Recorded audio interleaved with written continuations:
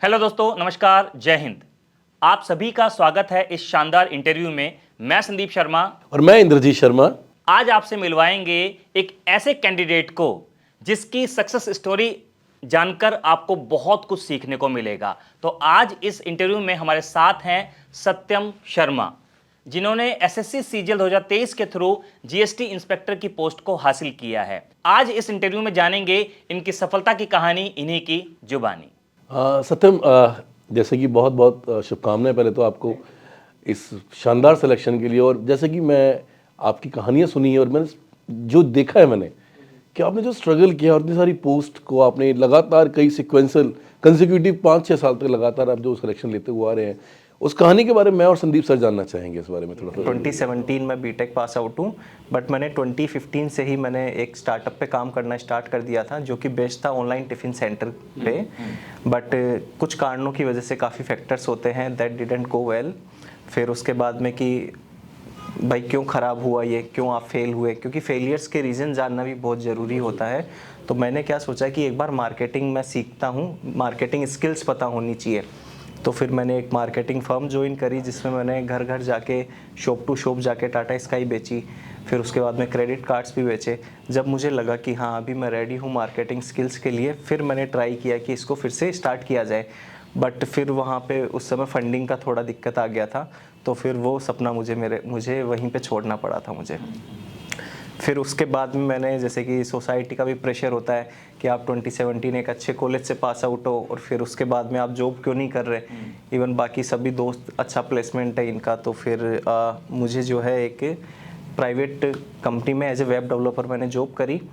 फिर वहाँ पे जैसे कि मैंने काम किया, 1 साल काम किया मैंने वहाँ पे। और फिर उसके बाद में जो है बाहर जाने की अपॉर्चुनिटी, क्योंकि वेब डेवलपर का क्या होता है अच्छा खासा बाहर पैकेज होता है। तो मेरा भी सब कुछ अच्छा चल रहा था, तो कहाँ से इंस्पिरेशन मिली कि मुझे गवर्नमेंट जॉब करनी है? जी अभी बस वो आ रहा है कि मैंने घर पे कहा कि I want to go outside India, there are better opportunities for web developers like me. So they said कि हम बाहर नहीं जाने दे सकते आपको, क्योंकि आपका एक भाई भी, मेरा छोटा भाई भी MBBS कर रहा था उस समय बाहर से, कि दोनों बाहर चले जाओगे तो फिर हमारा कैसे होगा। कम से कम बड़े बेटे हो, घर की भी जिम्मेदारियाँ होती हैं। और मुझे लगता है उन्होंने सही मुझे निर्णय लेने को प्रेरित किया कि you have potential, you can crack government examinations. काफ़ी सेटल्ड लाइफ होती है, क्योंकि जो मैं लाइफ जी रहा था काफ़ी वर्कोहोलिक लाइफ थी काफ़ी। तो इसलिए मुझे भी लग रहा था मैं फैमिली को टाइम नहीं दे पा रहा। तो फिर वहाँ से फिर मैंने 2019 से मैंने यहाँ पे SSC की तैयारी शुरू कर दी। तो सिलेक्शंस की अगर लिस्ट पूछो तो कौन कौन सी है? सिलेक्शन सर अगर बात करें तो CHSL 21 में मेरी रैंक थी 1108, ठीक है, जिसमें मुझे पोस्टल असिस्टेंट की पोस्ट मिली। CHSL 22 में मेरी रैंक थी 411 ऑल इंडिया, और उसमें मुझे पोस्ट मिली JSA इन AFHQ डिपार्टमेंट। और फिर CGL 22 के थ्रू मुझे मिला 4742 रैंक थी, उसमें मुझे कैग ऑडिटर मिला।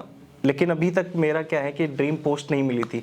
ड्रीम पोस्ट मुझे मेरी GST इंस्पेक्टर की ही थी। तो जो अभी CGL 23 के थ्रू जिसमें मेरी रैंक थी 1292 और मुझे GST इंस्पेक्टर की पोस्ट 4 सिलेक्शन सर इसने ले ली हैं लगातार। संदीप सर, कहीं ना कहीं से आपका रोल तो बहुत इंपॉर्टेंट है, क्योंकि इसमें देखिए देखो सच्चाई है कि आप भी एक इंस्पेक्टर रहे हैं और आपने एक इंस्पेक्टर बनाया है। मैं इस बात में कहता हूँ, जाहिर सी बात है, देखो कहीं ना एक टीचर का या गुरु का बहुत इंपॉर्टेंट रोल रहा है माँ बाप के बाद। देखिए, मैथ्स के बारे में अगर मैं बात करूं सत्यम के बारे में, सत्यम ने लगातार 5 एग्जाम्स में, मतलब जिसमें से 3 CHSL के हैं, सही कह रहा हूं मैं, और 2 CGL के हैं, उनके प्री एग्जाम में लगातार मैथ्स में 50 में से 50 स्कोर की। अच्छा, ये बात अगर इंग्लिश वाले सर बोले ज़्यादा अच्छा रहेगा कि मैं बताता हूँ, संदीप सर अगर ये बात कहेंगे तो, क्योंकि वो मैथ के टीचर है, लेकिन सच्चाई है कि सच्चाई यही है कि सत्यम का जब हमने स्कोर देखा तो सीरियसली लगातार 5 साल तक सत्यम के मैथ में 50 में से 50 मार्क्स। एंड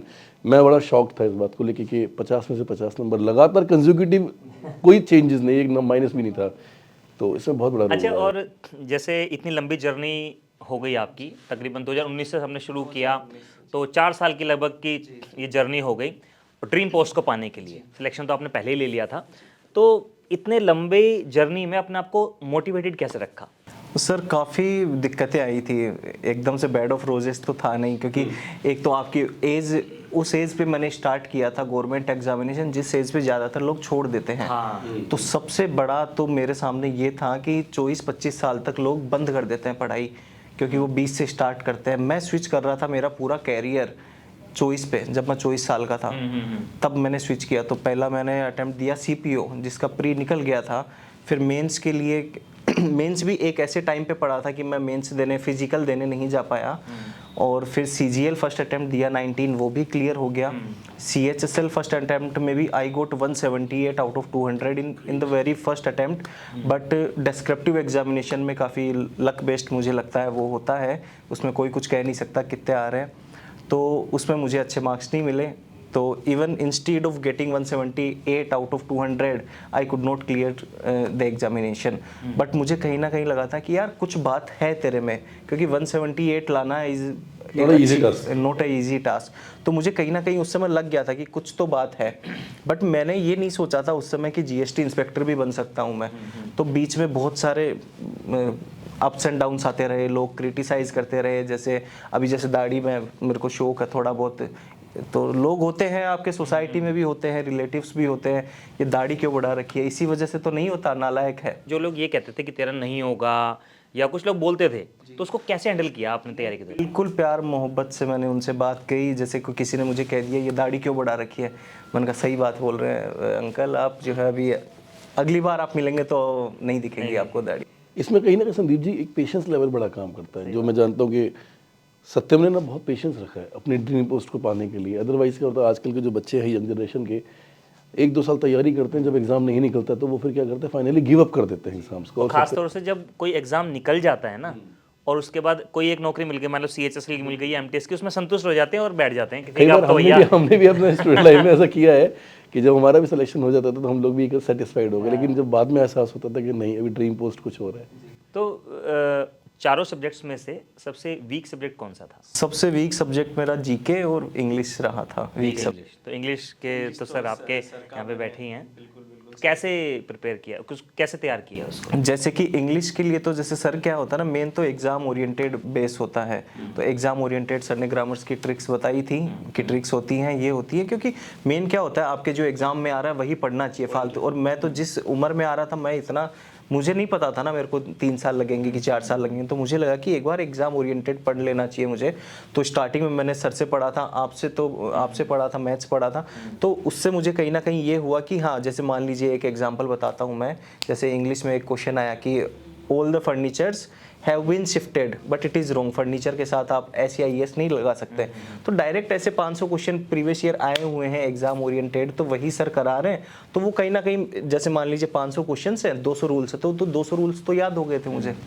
तो ये बात तो माननी पड़ेगी इंद्रजीत सर की कि सिलेक्टिव स्टडी कराते हैं, ठीक है, कि जो पेपर में आने वाला है। क्योंकि इसमें मैं सेम टू ही बोलूँगा आपको पेपर पास करने के लिए ना, अगर ये पता होना चाहिए कि क्या आएगा, तो उससे ज़्यादा इंपॉर्टेंट है ये पता करना कि क्या नहीं आएगा। नहीं तो सर पढ़ने को तो बहुत कुछ है, सब कुछ है, और ना पढ़ने के लिए कुछ भी नहीं है। हाँ, कम से कम समय में अगर सिलेक्शन लेना है तो एक गाइडेड प्रिपरेशन होती है, तो वो ज़्यादा अच्छी संदीप जी यहाँ पे ना एक कहानी है बड़ी अच्छी कि जो फेलियर होता है ना उसके पास बहुत सारे एक्सक्यूजेस होते हैं कि मेरे पेट में दर्द था, मेरे सर में दर्द था, मैं गरीब था।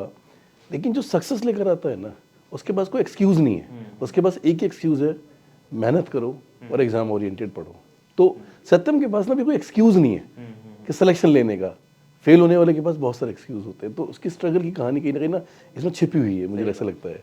और सत्यम, जब आप तैयारी कर रहे थे तो प्रीवियस ईयर पेपर का क्या इम्पोर्टेंस होता है, क्या महसूस हुआ?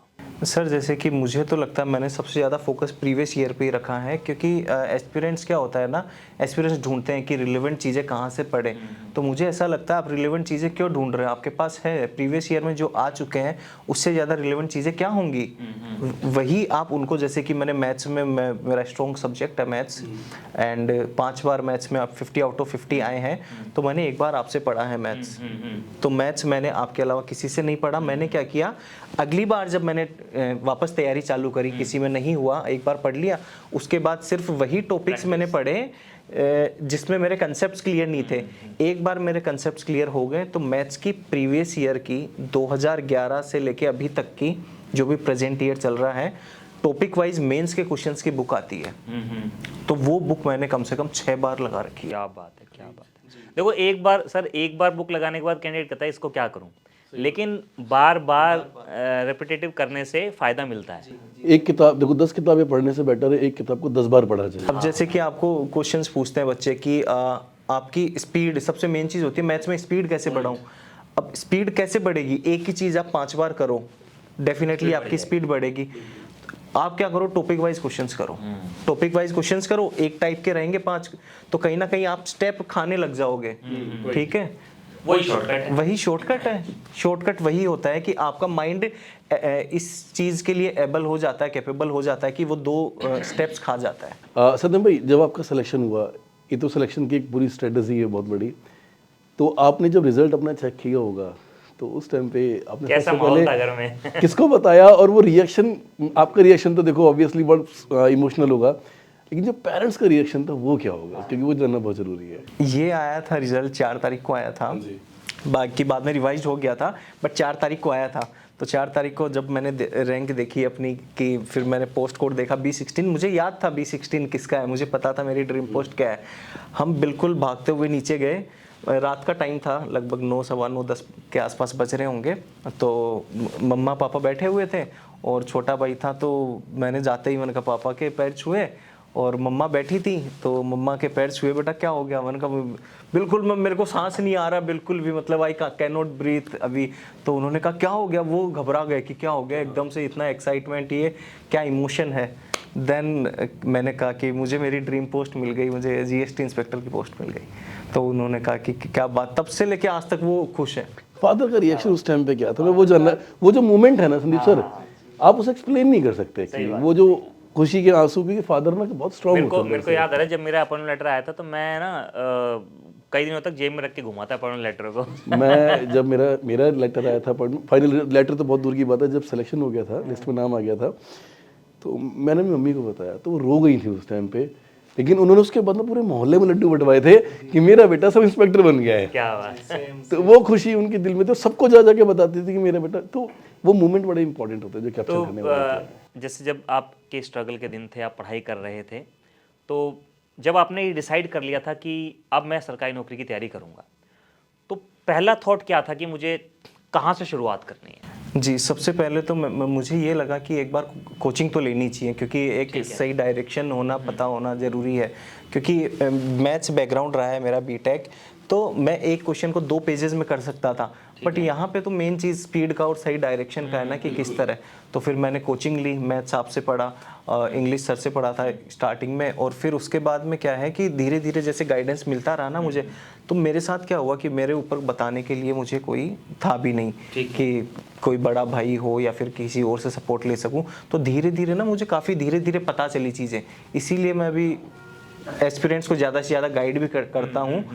जैसे मुझे मॉक्स का नहीं पता था, वो थोड़े दिनों बाद पता चला कि मॉक्स आपको लगानी चाहिए, तो सबसे ज़्यादा फ़ायदा मुझे मॉक्स का भी हुआ है, बहुत प्रैक्टिस प्रीवियस ईयर, तो धीरे धीरे मुझे चीज़ें पता चलती गई, इसीलिए थोड़ा समझ ज़्यादा लग गया मेरे को। बाकी हो सकता है कि पहले भी हो जाता मेरा। और अगर मैं 1-2 सिचुएशन आपको दूं कि 2 कैंडिडेट हैं, दोनों का नॉलेज बराबर, सेम टीचर से पढ़े हैं, सेम मॉक लगाए हैं, लेकिन पहले वाले कैंडिडेट ने प्रीवियस ईयर पेपर की प्रैक्टिस की है, दूसरे कैंडिडेट ने और मॉक लगाए हैं लेकिन प्रीवियस ईयर नहीं टच किया, सिलेक्शन होने के हाई चांसेस किसके हैं? नहीं, previous year, obviously previous year जिसने लगाए हैं उसका सिलेक्शन। क्योंकि ऐसा हो सकता है कि पेपर में कोई ऐसा क्वेश्चन आ जाए जो पढ़ा हुआ था, ऑब्वियसली, तो उसमें टाइम बच जाएगा उसका। अच्छा, स्ट्रेटजी भी यही कहती है कि ज़्यादातर केसेस में क्या होता है, जो हम भी अपना एक्सपीरियंस करते हैं, कि एग्जामिनर की स्ट्रेटजी को अगर समझना है ना, तो आप उसके प्रीवियस ईयर पेपर को समझना शुरू कर दो। अगर आप उसके प्रीवियस ईयर पेपर को समझो, देख लोगे ना एक बार, तो आपको पता चल जाएगा कि आगे आने वाले एग्जाम में 80% क्वेश्चंस लगभग आपको पीछे से मिल जाएंगे। 80 to 90% sir previous year based ही आता है, और जो क्वेश्चंस नए आते भी हैं तो सिर्फ उन 2-3 क्वेश्चंस के लिए आप पूरा प्रीवियस ईयर कैसे छोड़ सकते हो जहाँ से 80 to 90% आ रहा है। मैं हमेशा बोलता भी हूँ कि जिस कैंडिडेट का नाम हमें याद हो जाता है ना, हम टीचर्स को, उसका सिलेक्शन भी हो जाता है। सत्यम का नाम याद हो गया, इतने डाउट पूछता था ये। अच्छा, सत्यम शर्मा, संदीप शर्मा और इंद्रजीत शर्मा है ना? नहीं, ये ट्रायो जो शर्मा का बैठा है, ये कोई प्लान्ड नहीं है कि ये प्लान्ड नहीं है कोई ये कहे कि प्लान्ड है, ये एक इत्तेफाक है ना। और मॉक टेस्ट की क्या इंपॉर्टेंस होती है, और एनालिसिस कैसे करते हैं अच्छा मॉक? सबसे पहले तो जैसे किसी एस्पिरेंट का 40% के आसपास अगर सिलेबस कंप्लीट हो जाता है तो उनको फिर मॉक स्टार्ट वहाँ से कर देना चाहिए। पूरे सिलेबस का वेट नहीं करना पूरा चाहिए। सिलेबस का वेट नहीं करना चाहिए। तो फिर उसके बाद में मॉक स्टार्ट करके, मॉक अटेम्प्ट करने से ज़्यादा वैल्यू होता है एनालिसिस की। तो जैसे कि मान लीजिए कि मेरा पूरा सिलेबस कंप्लीट है, मैंने मॉक लगा लिया, अब मैंने कुछ गलतियां कर दी। हर बार क्या होता है ना, जैसे मैंने एक क्वेश्चन में गलती कर दी कि एक पर्टिकुलर टॉपिक है, अगर मैं सेम वो गलती रिपीट कर रहा हूँ ना तो मेरे में कमी है, मैंने एनालिसिस सही से नहीं किया। तो आप गलती कीजिए, लेकिन नई गलती कीजिए, जो गलती कर चुके हो उसका एनालिसिस कीजिए, उस टॉपिक की प्रैक्टिस करिए। और जैसे कि जीएस है, जीएस में क्या होता है, एक क्वेश्चन है, मैं एग्जांपल भी देता हूँ कुछ लोगों को, कि एक क्वेश्चन आ गया कि अगस्त क्रांति कौन से आंदोलन को कहते हैं। 4 ऑप्शन दिया हुआ है और नीचे आंसर में लिखा होगा कि जो है आपका भारत छोड़ो आंदोलन को कहते हैं। बट ये तो सिर्फ क्वेश्चन आंसर है। अब मैं बताता हूँ एनालिसिस से कितना फ़ायदा होता है। अब नीचे जब आप सॉल्यूशन में देखोगे ना, तो अगस्त 1942 में भारत छोड़ो आंदोलन स्टार्ट हुआ, ये अलग क्वेश्चन स्टार्ट हो गया। दूसरा, महात्मा गांधी ने करो या मरो का नारा दिया था, ये अलग क्वेश्चन तैयार हो गया। फिर गोवलिया टैंक मैदान मुंबई में इन्होंने ये किया था। फिर वहाँ पे अरुणा असफ अली ने इंडियन फ्लैग होइस्ट किया था। तो ये कितने सारे क्वेश्चंस कवर हो गए क्योंकि जीएस तो इतना वास्ट है कि कोई आपको ना तो पढ़ा सकता है पूरा, ठीक है। तो ये जितना आप प्रैक्टिस करोगे, मॉक के क्वेश्चंस लगाओगे, तो जीएस मेरा वीक था, तो मैंने जीएस के लिए ये सब चीज़ सबसे ज़्यादा मैंने की। इसी सीरीज़ में एक क्वेश्चन ये भी है सर, बार बार बच्चे पूछते भी हैं इस बात को कि सर मैंने जब मॉक टेस्ट लगाना शुरू किया था तो मेरे शुरुआत में आए थे 50 नंबर 200 में से, फिर धीरे धीरे बढ़ गए और 120 तक पहुंच गए। अब 120 से आगे नहीं बढ़ रहे हैं, अब क्या करूं? 120 से आगे नहीं बढ़ रहे ना, तो आप ना कहीं अपनी गलतियां नहीं पकड़ पा रहे हो। जिस दिन गलती, आप क्या करिए, 5 या 10 मॉक दीजिए। 10 मॉक का अच्छा खासा डेटा हो जाएगा। 10 मॉक दीजिए और फिर वहाँ पे टॉपिक्स लिखना स्टार्ट करो कि कौन सी चीज़ में आपकी गलतियां हो रही है। अब बता भी रहे थे कि गलतियों का एक पूरा रजिस्टर बनाया हुआ था। जी जी जैसे कि मैथ्स में, जैसे कि मेरे 50 आउट ऑफ 50 इतनी बार मैं बताता हूँ कैसे है। मैं क्या करता था कि मेरे पास 5-6 पेजेस हैं, तो उसमें पिछले 3-4 साल में जितने भी मैथ्स के क्वेश्चंस में मैं अटका हूँ, गलत हुआ है या कुछ कंसेप्ट्स नहीं पता थे, वो सारे लिखे हुए हैं। अच्छा, एक चीज़ और भी है, मतलब जैसे सत्यम बताएगा इस बात को कि सिलेक्शन लेने के लिए ना ये नहीं कह सकते कि हम लोग कितना घंटे पढ़ें, क्या पढ़ें और कैसे पढ़ें। कई बार स्टूडेंट क्या होता है कि इन चीज़ों को नज़रअंदाज करके बाकी चीज़ों पे ध्यान देता है, जबकि उसे यही फोकस करना चाहिए कितना पढ़ना है, क्या पढ़ना है और कैसे पढ़ना है। लेकिन उसके अलावा वो क्या करता है, मार्केट में जाता है, बिना किसी से पूछे 10 किताबें खरीदता है, कुछ नहीं पूछता। टीचर्स को शायद कई बार बच्चे अंडर एस्टिमेट कर देते संदीप सर, और उन्हें लगता है कि जो टीचर हमें पढ़ा रहा है ना वो शायद क्लास तक ही पढ़ा रहा है। लेकिन रियलिटी ऑफ द ग्राउंड ये होती है कि टीचर्स उस चीज़ में मंझा हुआ है, वो ऑलरेडी सेलेक्टेड था। बेशक वो टीचर बनाया तो अपनी नौकरी को ड्रॉप आउट करके आया, कुछ सर्कमस्टेंसेस ऐसे रहे होंगे, वो नौकरी छोड़ कर आया। लेकिन वो आपके वाली बात बड़ी अच्छी है, We are educated not by chance, but by passion. Actually, and be inspector by an inspector. by an inspector. तो सत्यम भाई कहीं ना बच्चों को ना ये बात आप जरूर बताएं कि ऐसी छोटी छोटी चीज़ों का अंडर एस्टिमेट नहीं करना चाहिए। जी, सबसे पहले तो मैं ये बताऊंगा कि जो बहुत सारे, जैसे लोग क्या करते हैं, बहुत सारे रिसोर्सेज ले आए। एक तो रिसोर्सेज जितना कम होगा ना, एक होता है ना कि एक चीज़ है ना उसको ज़्यादा से ज़्यादा रिपीट करो आप, ठीक है। आप 10 चीज़ लेके एक तो मैं तो ये कहता हूँ, अगर कोई आदमी, कोई भी एस्पिरेंट एक बुक को एक बार पढ़ रहा है ना, वो मत ही पढ़ो। बिल्कुल सही बात। तो उससे बढ़िया मत ही पढ़ो। जीएस आप एक बुक पढ़ रहे हो, क्या याद होगा? एक रिवीजन में नहीं याद होता। आप करंट अफेयर उठा के देख लो, आज पढ़ा, 6 महीने बाद वो आएगा, याद रहेगा? फर्स्ट रीडिंग में तो बस अंदाजा लग पाता है कितना है, ओवरव्यू कह सकते हैं। तो कम से कम मैं तो कहूँगा कि 2 रीडिंग तो आपको करनी ही चाहिए। जितनी कम रिसोर्सेज होंगे, जितना ज़्यादा रिपीटिशन होगा, सिर्फ उसी से फ़ायदा हो सकता है। टीचर गाइड करेगा, मेन चीज़ आपकी प्रैक्टिस, वो भी रिलेवेंट क्वेश्चन। रिलेवेंट ढूंढ क्यों रहे हो? आपके पास है, प्रीवियस ईयर क्वेश्चन है। और सत्यम, हम कितने भी साल तैयारी कर रहे हों, लेकिन पेपर से पहले के जो 15 दिन होते हैं, 2 हफ्ते जो होते हैं, द हॉरर टाइम, हाँ, वो पूरा गेम चेंजर होते हैं। मतलब वो आपको पास भी करा सकते हैं, रैंक भी दिला सकते हैं, फेल भी करा सकते हैं।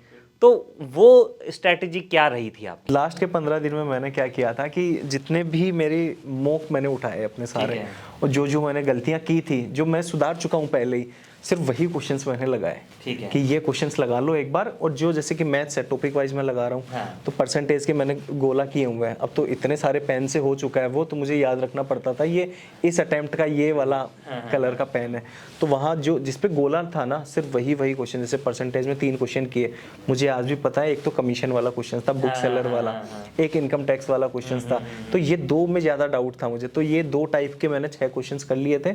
मुझे पता था ये आएगा तो गलत नहीं होगा, तो जो गलतियां मैं सुधार चुका हूँ ना, वो एक बार फिर से देख ली कि ये गलतियां फिर से नहीं होनी चाहिए मेरी, तो ये उन मैंने 15 दिनों में ये कर दिया। ये किया। कोई फॉर्मूला बुक भी बनाई थी क्या अलग से? Formula register? मैथ्स की मैंने बनाई थी। अच्छा। मैथ्स की मैंने बनाई थी कि पिछले 4 साल की गलतियों का है वो, कि 4 साल में कितने क्वेश्चंस में मैं अटका, गलत हुए या कंसेप्ट नहीं पता थे, तो उनके सारे लिख लिए थे मैंने। सत्यम ने अपनी गलतियों से बहुत कुछ सीखा है। लेकिन सत्यम, एक लास्ट मोमेंट होता है जब हम एग्जाम सेंटर पे खड़े होते हैं कई बार, और बच्चे इस डर को बहुत ज़्यादा ले जाते हैं इस फियर को। जो लास्ट मोमेंट का जो डर होता है, क्या वो एग्जाम में कहीं ना कहीं शो होता है जब बच्चा एग्जाम अटेम्प्ट करता है? उस डर से कैसे निकला जाए?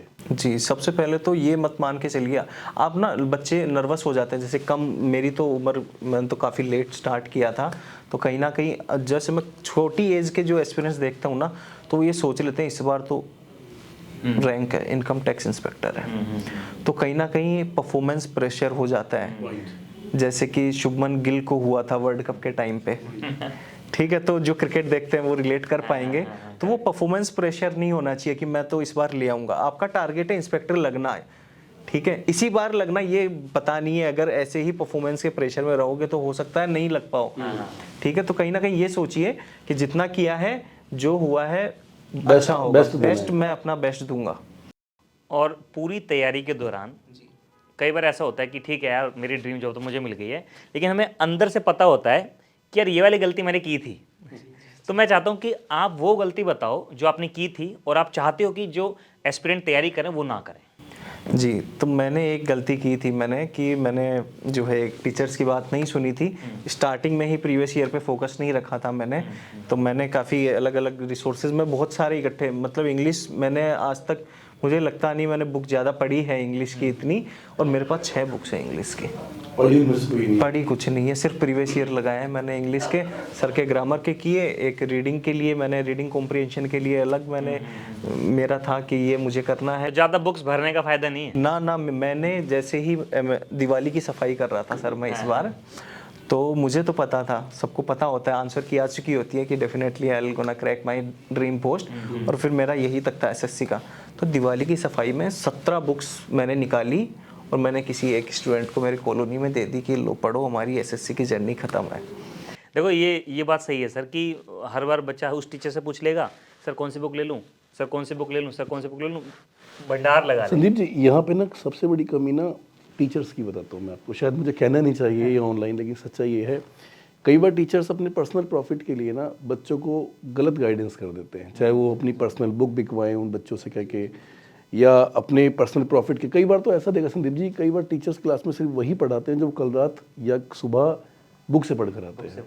लेकिन मैं इस चीज़ को ना कई बार बच्चों से भी कहता हूँ कि इस एक्सपीरियंस को ना पहचानो, कि जो व्यक्ति आपको सामने खड़ा होकर पढ़ा रहा है ना, उस, देखो एक बड़ा छोटी सी बात मैं खत्म करूँगा, अगर आप क्रिकेट के कोच से स्विमिंग सीखोगे ना तो आपको डूबना तय है। अगर आपको स्विमिंग सीखनी है तो आपको वही बंदा स्विमिंग सिखा सकता है जो पानी में उतरा होगा, और वो वही व्यक्ति होगा जिसने पहले पेपर दिए होंगे, वो भी फेल हुआ होगा, उसने जॉब भी ली होगी, और जॉब लेने के बाद अब वो आपको तैयार करने आया। टीचर एक किंग मेकर है, and you are the king. Teacher एक किंग मेकर है, लेकिन कई बार क्या होता है, कई लोग अपने आप को किंग मेकर ज़्यादा मान लेते हैं और वो गाइडेंस गलत करते हैं, जो बच्चों को फेल होने का सबसे बड़ा कारण है। सर ये जितनी भी कंटेंट आता है कॉम्पिटिटिव एग्जाम्स में, ये सब, इनकी सब की मदर बुक एनसीईआरटी की बुक है, और इन सब की mother book previous year paper है। भाई कोई भी कहीं से स्ट्रक्चर करता है किसी बुक को या किसी लेक्चर को, कहाँ से करता है? प्रीवियस ईयर पेपर से रेफरेंस लेता है। बच्चे प्रीवियस ईयर पेपर ना पढ़ के सब कुछ पढ़ते हैं। लेकिन फिर बाद में टीचर ये तो कहता है ना कि देखो इस बुक में से क्वेश्चन आया है, जबकि पेपर का क्वेश्चन बुक में आया था। तो कई बार ये गलतियाँ होती हैं। बाकी सत्यम ने बहुत स्ट्रगल लाइफ को देखा भी है और हमने सुना भी है। बाकी इसके एग्जाम निकालने के जो कंसेक्यूटिव ईयर्स है वो अपने आप में एक बहुत बड़ी अचीवमेंट है। अपने छोटे भाइयों को और छोटे बहनों को आप क्या संदेश देना चाहेंगे इस इंटरव्यू के माध्यम से? तो छोटे भाई बहनों को यही संदेश देना चाहता हूँ कि एक तो ना हिम्मत मत हारिए, ठीक है, क्योंकि मेरा भी पहला अटेम्प्ट नहीं था जो मेरा निकला। CHSL 21 भी मेरा थर्ड अटेम्प्ट था 19, 20, 21। थर्ड अटेम्प्ट से वहाँ से कंजिक्यूटिव मेरी चालू हुई, लेकिन वहाँ तक पहुँचने के लिए एक तो कोरोना आ गया था बीच में। तो जैसे कि 19 मैंने दिया तो वो 2020 में हुआ था वो 19 का एग्ज़ाम। तो जब मैंने प्री सबके दे रखे थे, मैंने जब मेंस आया CGL 19 का मेंस भी उसी टाइम पे था, मेरा CTO का फिजिकल भी जो मैंने बताया था नहीं जा पाया था वो भी उसी टाइम पे आया था। और उसी टाइम पे दादी जी की डेथ हो गई, फादर को कोरोना हो गया था और मुझे इंटेस्टाइन इन्फेक्शन। तो ये तीनों चीज़ें एक टाइम पे हुई तो वो नहीं दे पाए। 2020 में मैं रह गया था 0.49 मार्क्स से, 0.49 मार्क्स से रह गया था। और एक NTPC का भी मैंने एग्ज़ाम दिया था स्टेशन मास्टर का, उसमें 0.27 से रह गया था। तो एक तो इतने अटेम्प्ट दे चुका हूँ मैं, इतनी एग्ज़ाम, और जब इतने फेलियर्स हो गए तब भी ना एक तो मेन चीज़ एटीट्यूड आपका ये होना चाहिए, I will never give up. जब तक मैं करूँगा नहीं ना तब तक मैं नहीं छोड़ूंगा। बस अपने आप से ये वादा रखिए, हम लिख के देते हैं, जो करेगा ना उसका निकलता है। आपकी तैयारी के दौरान तो एक बहुत बड़ी चीज़ और हुई थी, आप तैयारी कर रहे थे 2019 से और बीच में पैटर्न चेंज हो गया था, है ना? तो पैटर्न चेंज को भी हैंडल किया, है ना, और फिर एग्जाम दिया। तो जब पैटर्न चेंज हुआ था तो लगा नहीं यार अब क्या है यार? मुझे डर लगा था, एक तो इंग्लिश का लगा था क्योंकि इंग्लिश की मेरी श्योरिटी नहीं है। इंग्लिश और एक तो GS भी ऐड हो रही है, इंग्लिश भी ऐड हो रही है, और कंप्यूटर का मुझे लगा कि बीटेक ग्राउंड है, कुछ फ़ायदा मिले, कंप्यूटर की कट ऑफ्स कम जा रही है। चलो, तो इंटरव्यू के अंत में वैसे आपने अपनी सारी चीज़ें बता दी हैं, कोई संदेश देना चाहते हैं तो फाइनल? तो स्टूडेंट्स को मैं यही कहना चाहूँगा, सबसे पहले तो आपका एटीट्यूड रखो, नेवर गिव अप एटीट्यूड। उसके बाद में एक आप क्या कीजिए कि सभी टीचर से एक बार कंसेप्ट्स क्लियर कर लीजिए। कंसेप्ट से एक बार क्लियर हो जाएं तो उसके बाद आप क्या कीजिए, ज़्यादा से ज़्यादा प्रीवियस ईयर क्वेश्चंस पे फोकस रखिए, ठीक है, क्योंकि मुझे लगता है कि 80 to 90% क्वेश्चंस जो है प्रीवियस ईयर से ही आएंगे। और जो बाकी 5 से 10% बचे, आपने कंसेप्ट सर से पढ़े हैं, इतने अच्छे टीचर्स हैं यहाँ पे, मैं 5 बार 50 आउट ऑफ 50 लेके आया हूँ, तो बाकी जो नए क्वेश्चंस आ रहे हैं वो भी तो कर पाओगे आप, करेक्ट, ठीक है, क्योंकि आप बिल्कुल पागल थोड़ी हो कि आप नहीं कर पाओगे, वो क्वेश्चंस भी कर लोगे और आप भी full out of full score कर सकते हैं। मेन चीज़ previous year papers concept clear के बाद और आप प्रैक्टिस कीजिए, मॉक्स लगाइए और अपनी गलतियों से सीखिए। Analysis is more important then attempting A mock. तो आज हमने जाना सत्यम से उनके सफलता की कहानी, उन्हीं की जुबानी। और पूरा अगर मैं इस इंटरव्यू का कहूँ कि निचोड़ ये है कि अपनी गलतियों से आपको सीखना है। और दूसरी चीज़ जो आपको सीखनी है वो कि नेवर गिव अप, क्योंकि अगर आप बीच में छोड़ देंगे तो शायद कई बार ऐसा होता है कि आप मंजिल के करीब तो होते हैं लेकिन मंजिल पा नहीं पाते। क्यों? क्योंकि आपको लगता है कि शायद मंजिल मुझे नहीं मिल पा रही है। तो सत्यम का मतलब इस बुरे वक्त में भी, लॉकडाउन जैसा पीरियड, ऊपर से intestine infection, then pattern change, इन सभी मुसीबतों में भी वो डटा रहा है। तो कहीं ना कहीं ऊपर वाले ने भी उसको रिजल्ट दिया है सर। तो दोस्तों, आपके सामने आते रहेंगे ऐसे ही शानदार इंटरव्यूज लेकर।